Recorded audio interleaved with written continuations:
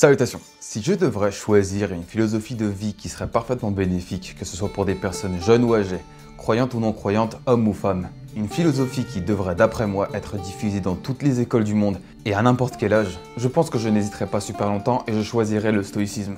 Mais attention, je ne te parle pas de citations sur Instagram ou des statues grecques qui te parlent sur les réseaux pendant des heures où à la fin tu ne vas pas retenir la moitié. Non, ici je te parle de philosophie de vie qui a transcendé énormément de personnes qui ont su se démarquer depuis plus de 2000 ans. On parle ici d'acteurs, d'orateurs, de leaders et même d'empereurs. A noter que pour cette vidéo, je n'ai pas envie de faire une vidéo académique. Il y a déjà plein de vidéos qui t'expliquent très bien ce que c'est le stoïcisme. Non, dans cette vidéo, j'ai vraiment envie de viser l'efficacité. Donc, je vais te présenter 4 concepts, 4 lois du stoïcisme qui ont entre autres forgé la personne que je suis aujourd'hui, mais qui m'ont surtout aidé quand j'en avais vraiment besoin. J'ai également envie de te les partager car j'ai remarqué qu'elles sont d'une grande aide pour les personnes avec qui je travaille de façon professionnelle. Mais avant ça, qu'est-ce que c'est le stoïcisme pour les personnes qui ne savent pas ce que c'est? Le stoïcisme est une philosophie de vie qui est née à Athènes en Grèce il y a plus de 2000 ans. Elle a été fondée par un mec qui s'appelait Zénon et qui enseignait ses idées en dessous d'une grande Porsche. Mais attention, je te parle pas de cette Porsche, je te parle de cette Porsche. Et cette grande Porsche s'appelait la Stoa, d'où le nom stoïcisme. Cours d'histoire terminé, on passe à la loi numéro 1. Tu ne contrôles pas les événements, tu contrôles seulement ta réaction. Typiquement, c'est un concept qui est très facile à comprendre, mais extrêmement compliqué à mettre en place. Mais pour comprendre comment mettre cette façon de penser en place, il faut comprendre quelque chose de plus subtil. Depuis toujours, l'homme a toujours cherché à contrôler son environnement. Car plus il contrôle son environnement, plus il peut prévoir si des choses vont arriver ou non.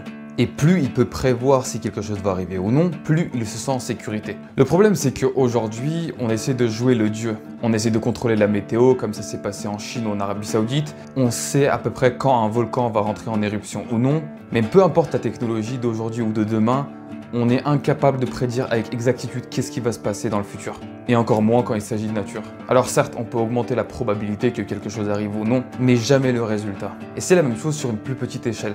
Si tu veux atteindre un objectif au niveau de ton physique, tu vas suivre une diète, tu vas t'entraîner comme un fou, mais si ton corps décide de ne pas suivre, tu fais rien du tout. Si quelque chose n'est pas censé arriver, ça n'arrivera pas. Il y a un proverbe scandinave que j'aime bien qui dit « Si tu dois mourir noyé, tu ne mouriras pas pendu ». Et c'est pas quelque chose de négatif, c'est juste toi et ton destin. Donc maintenant qu'on a compris qu'on ne contrôle rien autour de nous, la seule chose qu'on contrôle, c'est notre façon de voir les choses qui nous entourent. Écoute bien ça, c'est toi qui donnes de la valeur aux choses, c'est pas les choses qui ont une valeur. Les choses n'ont pas de valeur objective, c'est toi qui donnes de la valeur aux choses. Je vais te donner un exemple. Imaginons que je t'insulte en polonais ou en japonais. Tu ne vas pas te sentir insulté. Tu vas même peut-être sourire. Même si à ce moment-là, je te dis les pires choses au monde. Ça n'a aucune valeur pour toi. Tu ne comprends pas. Tu t'en fous. C'est toi qui donnes de la valeur aux choses. Encore un autre exemple. Imaginons 2 personnes qui regardent un véhicule jaune. Une personne se met à pleurer de tristesse et l'autre, elle est joyeuse. La première personne se rappelle peut-être d'une perte ou d'un moment triste lié à ce véhicule, alors que l'autre se rappelle par exemple des vacances familiales dans ce genre de véhicule. 2 personnes regardent le même véhicule et pourtant 2 réactions complètement différentes. Le véhicule n'est pas mauvais ou bon, il l'est tout simplement. C'est les 2 personnages qui regardent ce véhicule qui lui donnent de l'importance. Alors certes, pour influencer ta façon de réagir, il y a besoin de beaucoup de conscience, de lucidité et de pratique, que tu peux atteindre avec de la méditation, avec de l'hypnose. Mais crois-moi, ça vaut la peine. Ce qui trouble les hommes, ce ne sont pas les choses, mais les jugements qu'ils portent sur les choses. Épictète. Deuxième concept, acta non verba, qui signifie des actes, pas des paroles. Pour ce concept, je préfère te raconter une histoire qui va remplacer des millions de citations et des milliers de mots. Une histoire que quand je l'ai entendue la première fois, je me suis dit « Waouh, ça c'est incroyable ». Et en plus, c'est basé sur une histoire vraie. Laisse-moi te présenter l'histoire de Démosthène.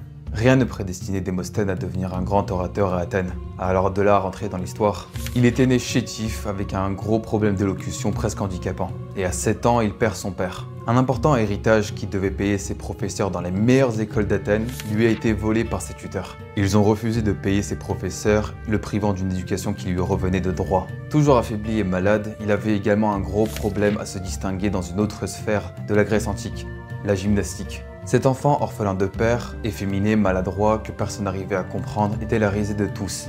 Défavorisé par nature, abandonné par ses tuteurs, Démosthène cumulait tous les revers possibles. Un jour, il marche dans les rues d'Athènes et il entend une voix. Mais pas une voix normale, une voix qui rassemble, qui percute. Il se rapproche pour voir et il voit un homme seul en train de parler. Autour de lui, une foule suspendue à ses mots, comme si chaque phrase était sacrée. Un homme qui représentait le statut et le pouvoir seulement grâce à sa voix. À ce moment-là, Démosthène a eu un déclic. Il a compris que c'est pas grâce à l'argent, son physique ou la vengeance brute qu'il va s'en sortir, mais grâce à sa parole. Ce jour-là, il décide lui aussi qu'un jour, il parlera et on l'écoutera. Mais pour enlever son problème d'élocution, il inventait plein d'exercices bizarres, comme se mettre des petits cailloux dans la bouche et s'entraîner à parler, ou encore en répétant sans arrêt des discours entiers en courant ou face au vent. Et avec le temps, sa voix fut claire, puissante, tonitruante. Démosthène a fini même par creuser un espèce de trou dans lequel il se cachait pour apprendre et perfectionner sa voix. Il s'est même rasé la moitié de la tête pour avoir honte de sortir et ainsi éliminer les distractions. Et il travaille jour et nuit sur les expressions de son visage ainsi que sur son argumentation. Et durant les rares fois où il sortait de sa cachette, il utilisait chaque conversation, chaque transaction, chaque occasion pour s'améliorer. Et tout ce qu'il faisait tendait vers un objectif précis. Affronter ses ennemis lors d'un procès et récupérer ce qui lui revenait de droit. À sa majorité, il porte plainte contre ses tuteurs qui se défendent et engagent des avocats. Mais cela ne l'arrête absolument pas. Souple et créatif, il leur répondait procès après procès. Et après une longue période d'attaque et de défense, Démosthène finit par avoir gain de cause. Même si Démosthène finit par gagner son procès, il reste qu'une infime partie de son héritage. Mais cela pour lui était complètement secondaire à ce moment-là.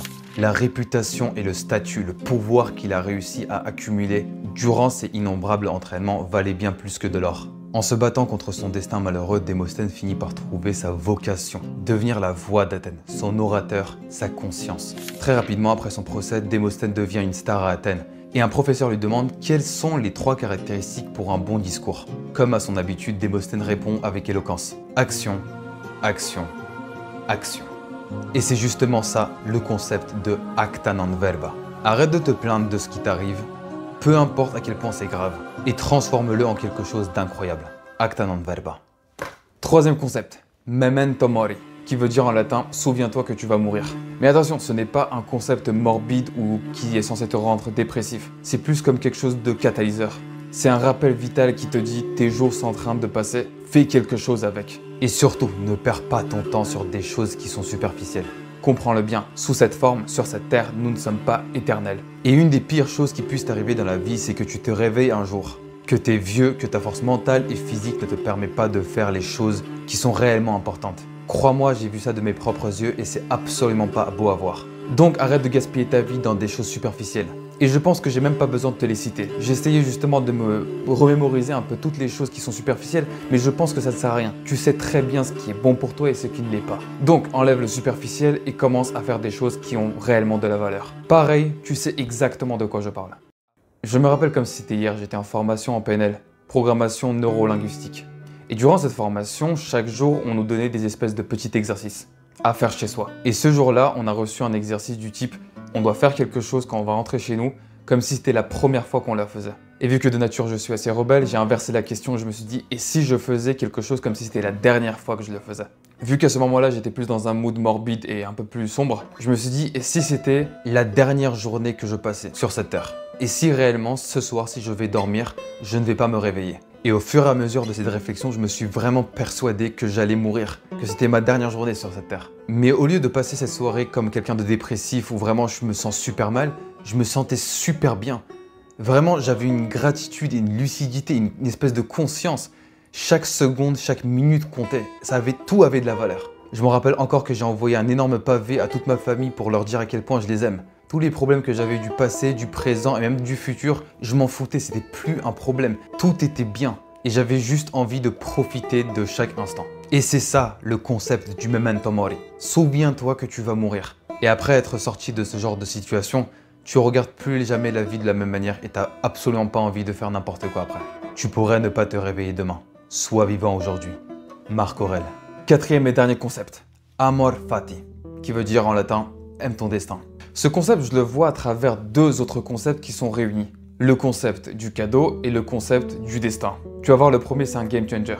Le concept du cadeau. Le concept du cadeau est assez simple. Imagine-toi, quelqu'un vient vers toi et te donne une espèce de boîte. Visuellement, tu regardes la boîte, elle est moche. Tu commences à sentir qu'elle pue, et en plus, elle est pleine de barbelés et de boue. Premier réflexe que tu as, tu dis « prends-le, j'en veux pas ». Sauf que la personne qui t'a donné cet objet, elle en a rien à foutre si tu la veux ou pas, elle te la donne quand même. Du coup, tu te retrouves avec cette boîte qui est complètement dégueulasse, et dont tu as envie de te débarrasser le plus vite possible. Mais si tu prends le temps de la nettoyer, d'enlever le barbelé, de mettre même un petit parfum, de vraiment la rendre nickel, et si tu prends le temps de l'ouvrir, il s'avère qu'à l'intérieur, il y a quelque chose de valeur. Le concept du cadeau, c'est simplement une métaphore. Dans la vie, tu auras des problèmes qui vont venir à toi. Tu voudras t'en débarrasser le plus vite possible. Mais les problèmes sont là. Et il y a deux choses que tu peux faire. Soit tu peux les laisser dans un coin de ton appartement et au final, elles vont commencer à grandir. Soit tu les affrontes, tu les nettoies, tu les ranges. Et en faisant ça, tu vas ressortir quelque chose de valeur. Un bien matériel, une compétence, une nouvelle relation. Combien de fois dans notre vie, certaines choses se sont passées qu'on n'a vraiment pas voulu qu'elles se passent comme ça. Et au final, quand on regarde maintenant de notre présente perspective, on se dit heureusement que ça s'est passé comme ça. Donc ça, c'est le concept du cadeau. Maintenant, on a le deuxième concept.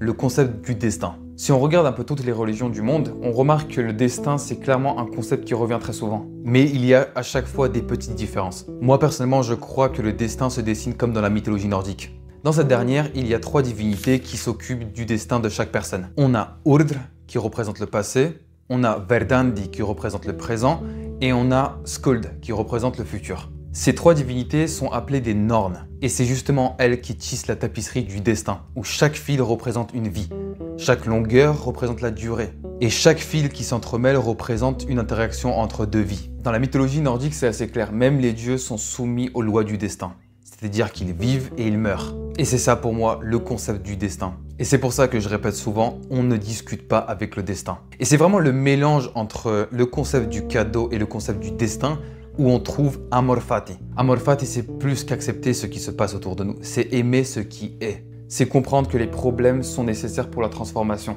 Comme je le répète souvent, force à travers l'adversité. Ne demande pas que les choses arrivent comme tu le veux. Veux-les comme elles arrivent. Et tu seras heureux. Épictète.